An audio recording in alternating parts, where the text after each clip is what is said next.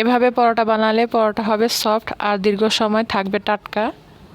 প্রথম আমি পরোটার জন্য গরম পানি করে নিব। আর পানি গরম হয়েছে কিনা আঙুল দিয়ে চেক করে দেখব, একেবারে ফুটিয়ে নেওয়ার দরকার নেই। এবার পরোটা বানাতে আটা নিয়ে নিব। পরিমাণ মতো লবণ দিয়ে দিব। 2 কাপ আটাতে 2 টেবিল স্পুন তেল দিয়ে দিলাম। এবার আটার সাথে তেলটা ভালো করে মিশিয়ে নিব। দিব 1/4 কাপ গরম দুধ। আর এই গরম দুধ দেওয়ার কারণে পরোটা দীর্ঘ সময় টাটকা থাকবে। এবার পরিমাণ মতো পানি দিয়ে পরোটার জন্য সফট ডো তৈরি করে নিব। এবার পরোটার জন্য লিচি কেটে নিব। প্রথমে রুটি বানিয়ে রুটির মধ্যে তেল মেখে নিব। এবার এভাবে রুটির এক সাইড থেকে কেটে নিব। এবার রুটি কাটা এক পাশ থেকে অন্য পাশ পর্যন্ত মুড়িয়ে নিব। এভাবে চেপে গোল শেপ করে নেব, যেমনটা আপনারা দেখতে পাচ্ছেন।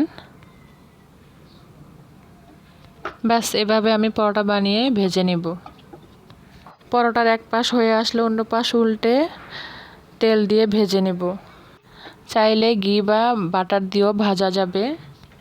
তো এভাবে পরোটা ভাজলে যেমন সফট থাকবে তেমনি টাটকাও থাকবে।